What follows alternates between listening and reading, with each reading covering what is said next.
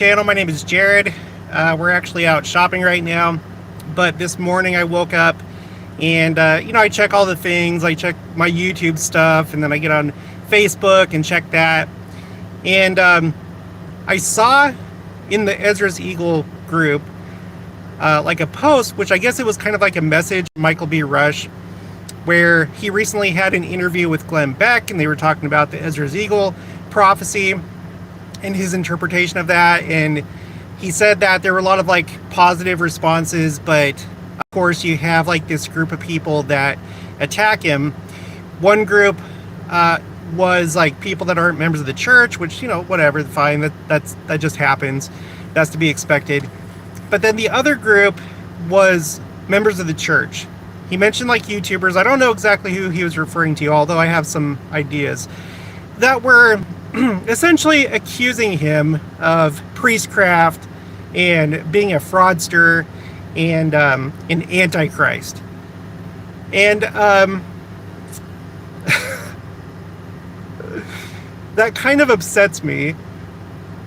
So look, I am not on the same page with like Michael B. Rush or Rocket Alert. I'm not on the same page with Michael B. Rush or like Gospel Lessons or other YouTubers or authors when it comes to my interpretation of like what's going to happen in the lead up to the second coming. And that's fine, because we all have our own understanding. We have our own methodology of like learning about the gospel and stuff like that.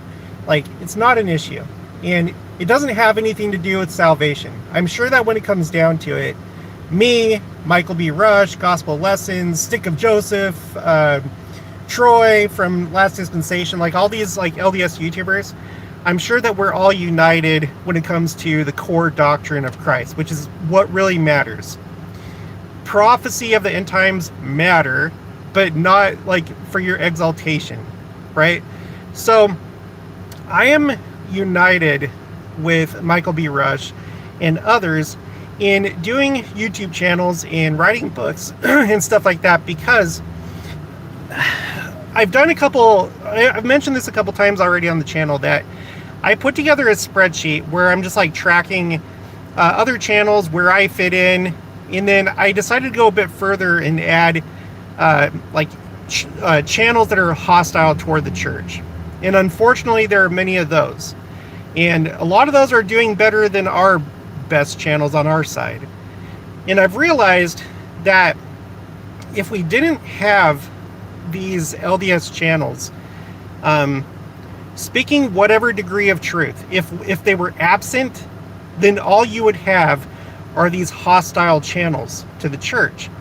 And so we are needed, whether it's on YouTube or whether it's Facebook or X or any platform. Members of the church do need to step up, and they need to have a presence on these platforms. And so that's why I think it's really important. But beyond that, to have like a quality channel, like a channel that puts out a lot of good content with a lot of research, that takes a lot of time. We don't live in this like magic world where you can just like do what Michael B. Rush does or do what I do without being compensated. And so you have people out there that feel like it's their job to throw out these insults and accusations for some reason.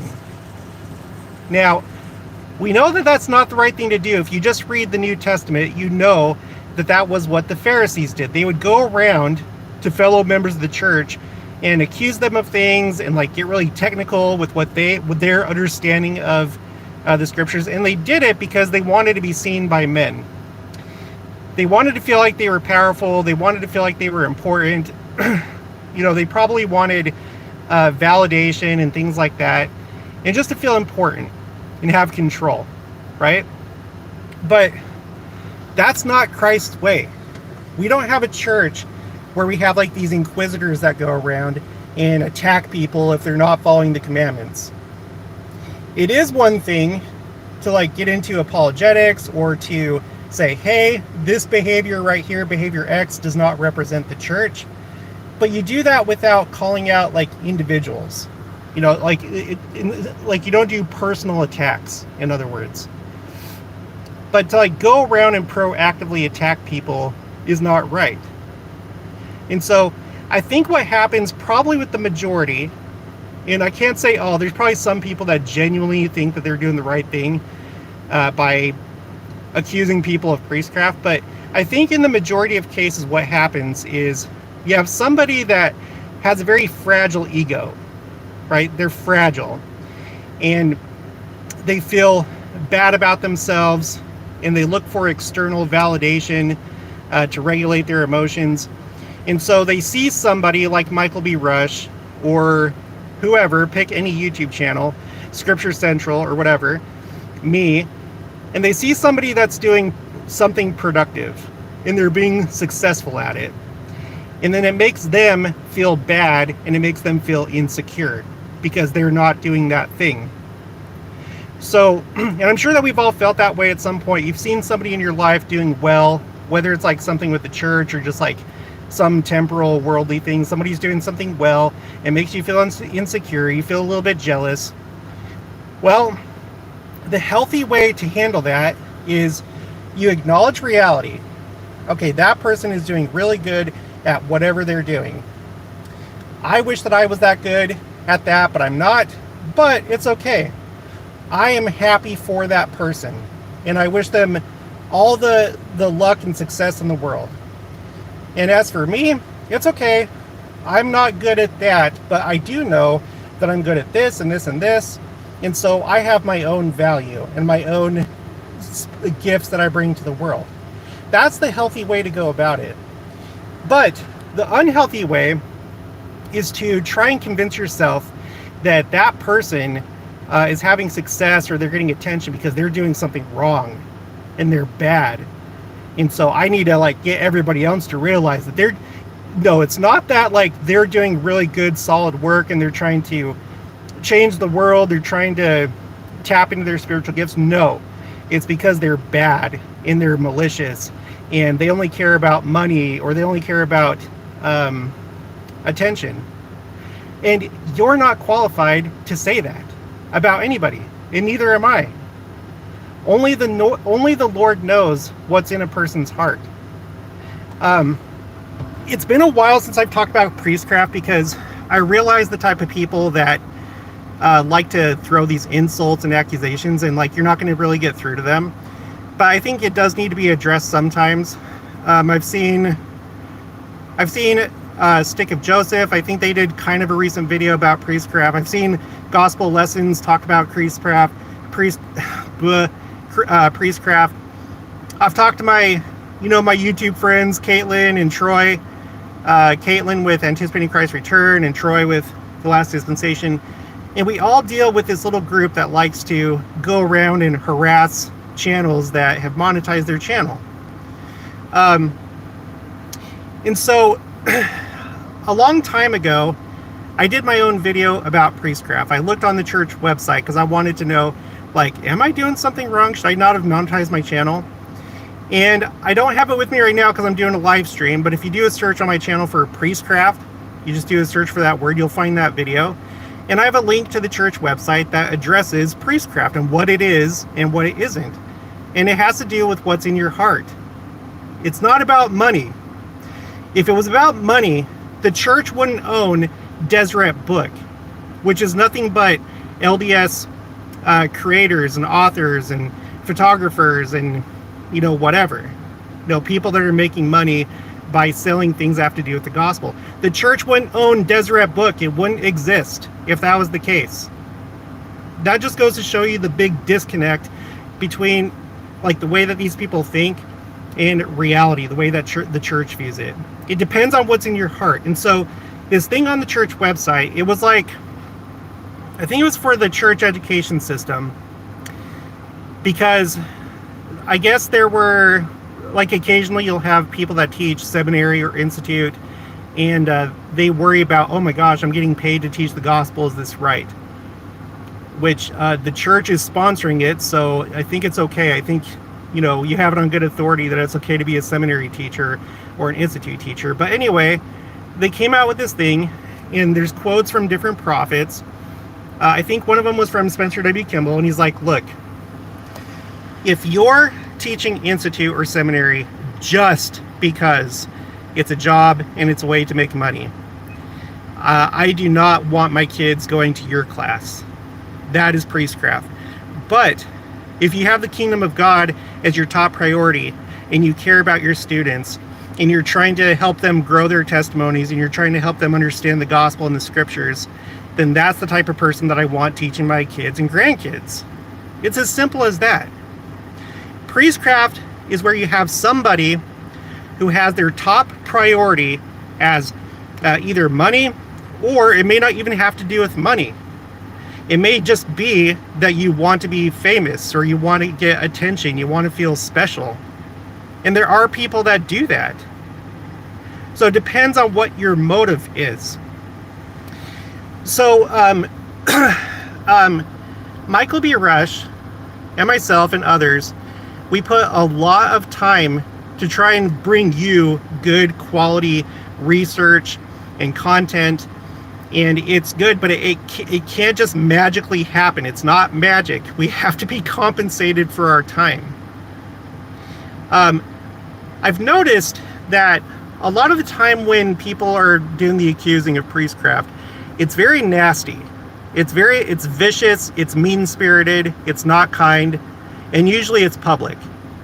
It reminds me a lot of, and I just realized this just recently. I was talking to, it was somebody in town. We were talking about the Westboro Baptist Church. If you know what the Westboro Baptist Church is, put like a W. Put a W in the chat or in the comments. If you don't know who they are, it's like this little church that's actually here in Kansas. I think they're in Topeka. But it's this church that's in Kansas, and they're notorious for going around and harassing people. They'll go to like different events, and then they'll have like, you know, their picket signs, and they'll yell and scream at whatever it is that they're disagreeing about. Famously, they'll go to what's it called? They'll go to funerals. They'll go to funerals of veterans, because I guess their interpretation of the Bible is that war is a complete sin, and so if you participated in war, then you deserve for them to come and harass your grieving family as they're putting you in the ground. That's what the Westboro Baptist Church does, and you know, they go around and they cause havoc, and it's just evil. It's just harassing people, and I feel like that's what this behavior is. People that go around, because if you were a good person, like if you were a disciple of Christ, you would want to be a peacemaker, and that doesn't mean that you don't speak truth. But if you felt like you could get through to this person that you think is sinning by doing priestcraft, the way that you would do it is you wouldn't like leave an angry, nasty comment for that person. You would do it privately. You would send them an email and say, "Oh, Brother Davies, I love what you're doing. You do such a good job. I am a little bit concerned that, you know, I think it's not right that you've monetized your channel," and you would do it in such a way that you care about the person, because you would love them as your brother or sister, and you would talk to them respectfully and try and actually reason with them. That's what a Christ-like person would do. They wouldn't leave this like angry rant for everybody to see, to publicly humiliate the person that they're trying to correct. It's contentious, and contention is of the devil. So Michael B. Rush, I said that I don't agree with a lot of like his conclusions about how things are supposed to unfold in the last days, and I don't think that that's a big deal. I think that most likely he does a lot of good, because of what I was saying earlier. There's too much of a presence of hostile channels to the church on YouTube. I'm just talking about YouTube, but this would apply to all platforms. And so I'm sure that Michael B. Rush does so much more good, despite whether he's right or wrong about certain prophecies. I'm sure that he does help solidify people's testimonies, and that he helps people stay with the church, maybe come to the church. Who knows? I don't know, but God does. And so for that reason, I support him I support Gospel Lessons. I support Scripture Central. I support Greg with Quick. I support like all good LDS YouTubers. You know, it's not for you and me to judge publicly if you think that they're fake or what the intent of their heart is, because you do not know. You know, you can have your opinions and judge for yourself, but to smear people, that's not good. And that's not what Christ would do. So I think that I can tell that Michael B. Rush has put in a lot of time and a lot of effort into his books and his YouTube channel, and he's had a fair amount of success, and I'm sure that he's going to keep going, and that, again, regardless of whether he's right about certain things or not, that overall he's going to have a positive effect on his audience and those that come across him, right? For all you know, if you were to read his patriarchal blessing, maybe you would see that he was essentially meant to do exactly what he's doing. You don't know that, right? He may have been given certain gifts to do exactly what he's doing, even if it may not be perfect. And I don't think any of us are perfect. I don't think there's any one YouTuber or someone who runs like a Facebook group or Instagram or anything else. I highly doubt that any of us are perfect and get it 100% right. But I think that if we're true and we're genuine and we're trying to be like Christ and we're trying to spread his gospel in our own way, then I think that that should be encouraged. And I think there needs to be more people involved on social media across all platforms. We need to be louder than the opposition. And the opposition obviously would be under the influence of the adversary. And it makes me wonder about these people that essentially, it feels like when they attack you, it's mean-spirited, it's contentious, so already you have red flags for this influence from the adversary. And what does the adversary want? Well, lately on the channel, we've been talking about how I've been doing this spreadsheet about visions and visitations, and I've noticed this thing where, like, whenever there's like a key moment in the church, Satan will show up. So the most famous example is the first vision. Before Joseph Smith saw God the Father and Jesus Christ, Satan showed up and he tried to stop it. Recently, we've covered the story of when in Kirtland, it was the very first time that people were going to be ordained to the office of high priest, like aside from like Joseph Smith and Oliver Cowdery. Satan showed up at that meeting. And we know that whenever temples are built, there's usually opposition. And so why wouldn't that be true for just anything that's good? And you know that you've heard stories of people that when they're getting ready to go to the temple, there's usually some kind of like opposition or trials that they experience because Satan doesn't want them to go to the temple. And I think it's the same thing with social media or any other medium, movies, music, photography. Satan wants it all gone. He wants you to shut up. And so this is a way where if you have these prideful people that act like the Westboro Baptist Church, and he has influence over people like that, he wants me to shut up, and he wants Michael B. Rush to shut up, and he wants everybody else to shut up. He only wants the hostile channels to have any airtime. So I think that's the intent. I think that if they were successful at getting Michael B. Rush or me or whoever else to put out less content or no content altogether, Satan would be pretty happy. I know that. You guys, there's a reason. I have noticed that there's a reason why they call us influencers. I have talked to countless of you in many different ways, sometimes in person, sometimes over the phone, sometimes email, sometimes comments. And I have seen the influence that I've had in getting people to go to church. Just because you self-report, you let me know that you like go back to church, you were inspired to go to the temple, you were inspired to do this, do that. It's real. And if I was Satan, I'd be pretty upset about that. And I would try and find a way to stop that. And I feel like this is one of those ways, is to try and get you to double guess what you're doing. And I'm sure that he does that, like not just with YouTubers, but anything. You're the Relief Society president, and you have like this unique idea. You get this like inspiration for the Relief Society, and Satan will come in and try and stop you from doing that. Be like, well, you shouldn't do that. There's actually, and he like twist the scriptures or twist something to make you think that you're doing something wrong. But if you know that you're grounded, and you know that your heart is true, and that you're trying to do something good, and that you're a true disciple of Christ, then you just ignore that because you know who you are. So it's just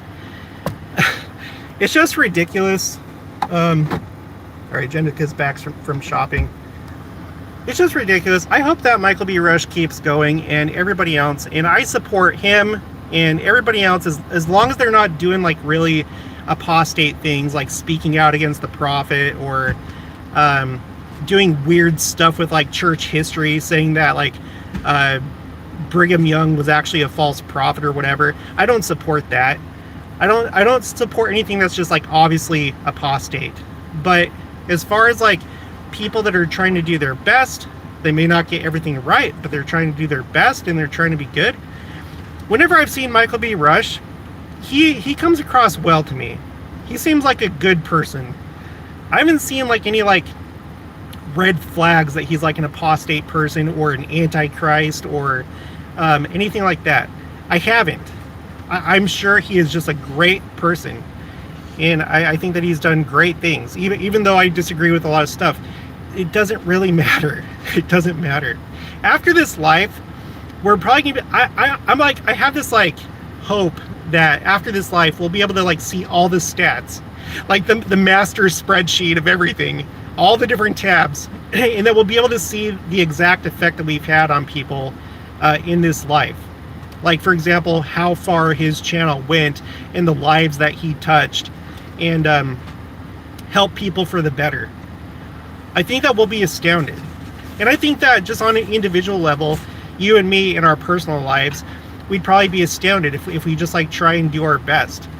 So we need to be uplifting and not accusatory.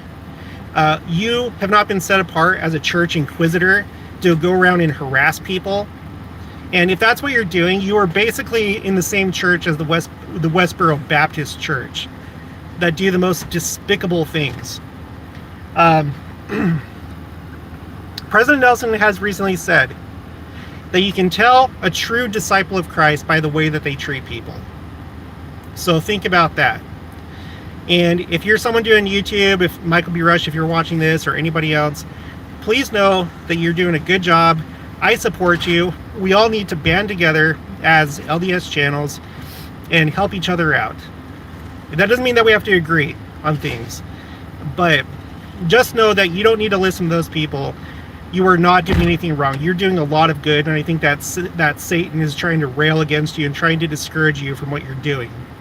So anyway, I think that's probably going to be it. We got to take off. We got to go get the oil change for the car. The light just came on. Although there is a super chat.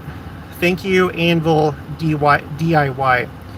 I wouldn't doubt that there are Satan's minions who follow around those that have keys and been set apart in any capacity.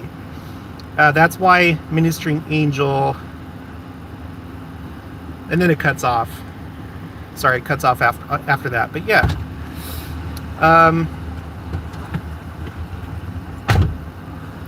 I'm just going to see if there's anything else that sticks out to me. El Paculi has always been a great follower of the channel.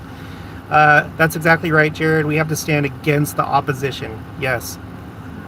And I personally haven't done the best with that at the beginning of my channel. Like, when you start a channel, you start to see like the other channels in your niche or niche, however you want to pronounce it, your category. And you start to be like, well, that's not right. I need to correct that. And I think that you do need to like speak what you believe is the truth and your best understanding, but without contention and without name dropping people, unless it's like positive like this. I will name drop Michael B. Rush in this sense that I think that he's good. But like in the beginning, you kind of see like others in your niche or niche, as kind of like, oh, you know, I need to like correct what they're doing. But then when you have like the bigger picture, and you have like this spreadsheet like what I put together, and you see the hostile channels, it's like, okay, no, that is actually what we need to fight against. And I'm not talking about like, I don't think you need to directly attack anti-channels. I will never do that. I've made some mistakes in the past that I wish I could correct, but I'm just going to move forward.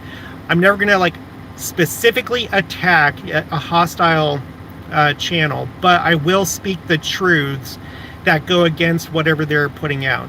You know, sometimes like there's these little trends that come up, like a certain idea will take hold that's like an apostate idea or just an outright hostile idea against the church, and I will talk about ideas but not people. In the case of Secret Lives of Mormon Wives, I think that's okay to address, because we have to tell the world, look, they do not represent us. And I hope that they all, like, you know, obtain exaltation, make the corrections that they need to make. But this show does not represent us.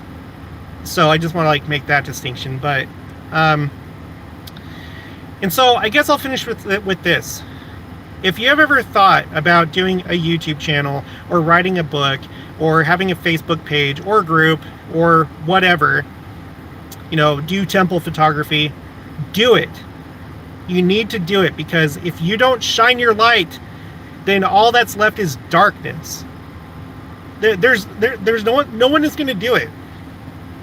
I used to think before I joined the army, I was like, no, there's people that'll do that. I don't need to do it. And that's true, but at the same time, somebody does have to do it. And only you can do the things that you uniquely can do. No one else is going to do it. It depends on you. So do your part, tap into your spiritual gifts, listen to the Spirit, consult your patriarchal blessing, and then do these things. Because if you're inactive and you don't tap into those things, then the adversary wins and they're louder. So anyway, I love all you guys. Michael B. Rush, if you're watching this, I love you. I love all the rest of you YouTube channels. You're doing good things. Keep up the good work. I'll talk to you guys later.